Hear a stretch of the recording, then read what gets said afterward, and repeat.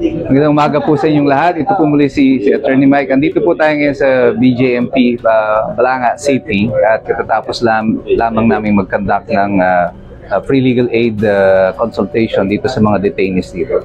At kasama ko po dito ang hepe po ng BJMP sa Balanga, si Sir Pigaw, at saka si Ma'am Gulod. Ano? Gulyod ba o Gulod? Gulod. Gulod, yan. Sila po yung mga nag-invite sa amin dito. And during the discussion, naitanong ko po sa kanila yung napakahalagang katanungan. Anong importansya na nagkakaroon ng ganitong mga programa? And the answer is very interesting, and I deemed it wise na siguro dapat madinig ng mga kababayan natin bakit tayo nagsasagawa ng ganitong mga programa, magkatulong ang BJMP at ang IBP. Sir, I'm gonna repeat that question to you. Ano sa tingin nyo ang naitutulong ng ganitong klase ng mga programa na kung saan ang IBP, mga abogado, ay pinupuntahan pa itong mga detainees na naririto? Ano ang nagiging epekto nito sa kanila kung meron na? Oo. Ang napakalaking epekto talaga nito, attorneys, para sa kanila. Sinong mga alam natin nung nasa labas yan talagang hindi aware sa mga nakapaligid na mga tao na pwedeng tumulong sa kanila kahit nung nasa labas pa lang sila. Dito na lang nila malalaman na meron pala mga tao na po pwedeng lapitan just in case na talagang kailangan nila yung mga bagay na katulad ng tulong legal, ganyan para sa kanila. Dito lang sa loob nila nalaman pa. Kaya maganda po yung talagang pagpunta nyo dito, lalo na sana regular. At alam din naman po talagang regular talaga yung pagpunta ng mga katulad nyo po na nasa legal na trabaho. Apo. And ma'am, yung pong kanina pinag-uusapan natin yung magandang dulot ng mga programa na kagaya nito. Ako, para makita ka. Yung magandang dulot na dala ng programa na ito para doon sa mga detainee. Anong epekto nito sa kanila kung naoobserbahan ninyo? Actually, sir, mandate na po talaga ng bureau namin, ng Bureau of Jail Management and Penology, yung mga welfare and development programs. Kasi po yung mandate po namin, gaya po na nabanggit ko kanina, safekeeping and development po ng mga persons deprived of liberty, which is gaya po ng mga programs and activities na kinakandak niyo po sa loob ng jail facility for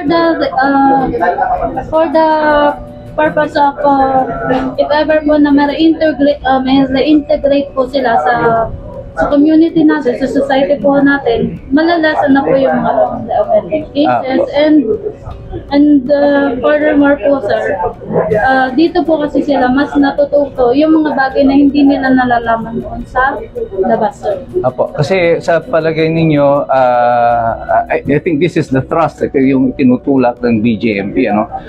Hindi lang just to punish yung mga detainees. Ang focus ninyo ngayon is about reformation, transformation ng tao, rehabilitation. Just like po ng sinabi po namin kanina, sir, yung reformation and rehabilitation po ng mga PDL, dahil yun po yung kailangan po nila dito sa loob ng jail facility para po pag na-reintegrate po sila, sir, hindi na po sila umulit sa mga dati nilang ginagawa na hindi. Sir, ano pa yung mga programa that you implement para masiguro na magkakaroon ng rehabilitative effect tsaka reformation effect dito sa mga detainees? Marami po kaming pinapairal na programa sa loob sa katulad na mga yan, sa recreation, spiritual, livelihood, then yung mga hindi nakapag-aral na nakatuntong man lang sa kahit grade 1. Dito, attorney, marami na po kaming nakapag-graduate. Nakaka-graduate sila? Opo. Yung ALS na tinatawag. Yes. Oo, nagkakandak yan ng... So hanggang high school na tatapos yes, nila? Attorney. Kahit yung iba nga, kahit yung mga MC2, ganyan, no? Meron na rin, marami na yung rin test the training Yes, na ibibigay din sa kanila. Summarize po yung mga programs po namin. We actually have yung sinabi po ni Assistant Warden na educational programs. Included po dyan yung mga information drive kaya po ng pinandak nyo kanina, and yung mga ALS, other seminars, capacity building para sa mga PDL kung kailangan po nila ng basic life support, yung mga fire safety seminars included po sa educational program po namin. Meron po kami skills training or skills enhancement program. Yun po yung mga skills na Included po yung mga tinuturo po ng mga TESDA, NC2, and other trainings po na BGMP funded po. Then meron din po kaming livelihood programs. So, kung alam naman po natin na wala po silang pinagkakaritaan dito Apo. dahil wala po silang trabaho. Kaya meron po kaming livelihood programs. Doon po yung nagiging pansamantalang way para magkaroon po sila ng income. Tama po.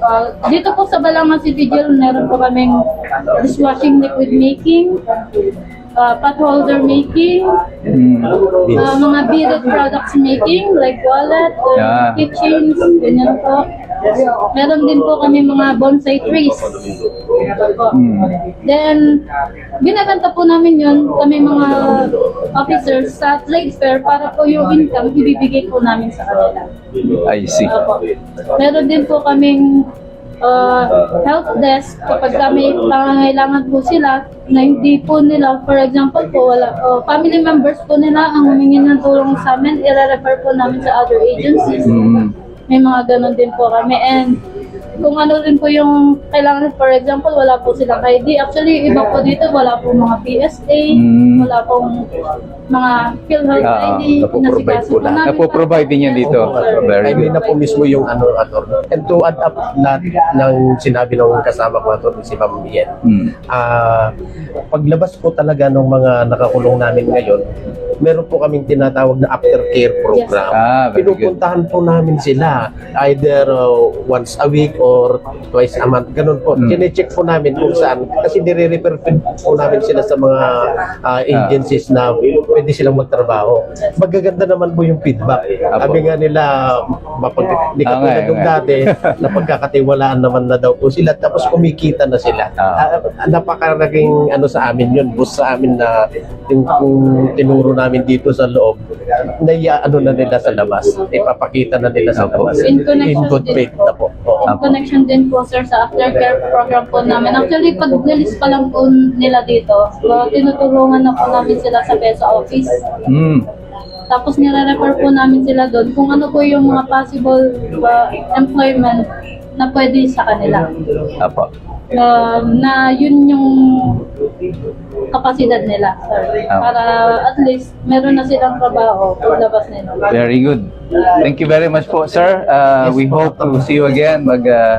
Sama-sama pa po tayo sa iba pang magiging programa ng BGMP at ng IBP. Yes po. Ang lahat ng tao po dito sa Pilipinas, ikaw man ay malaya o ikaw ay nakakulong, lahat ay may karapatan. Ang sekreto ng pagunlad ng Pilipinas ay nakabase sa kapasidad ng mamamayan. Bigyan natin ng pagkakataon ng bawat isa na umunlad, umusad, magbago. Hindi porkit ikaw ay nakaditin, ibig sabihin wala ka ng pag-asa. At salamat sa BGMP at sa tulong ng IBP, we are making sure na lahat ng tao ay mabibigyan ng kaparehong pagkakataon dito sa ating lipunan.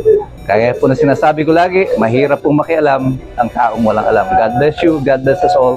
Mabuhay po ang Republika ng Pilipinas. Abon is not for sale. Abon is not for sale. Abon is not for sale. Abon is not for sale.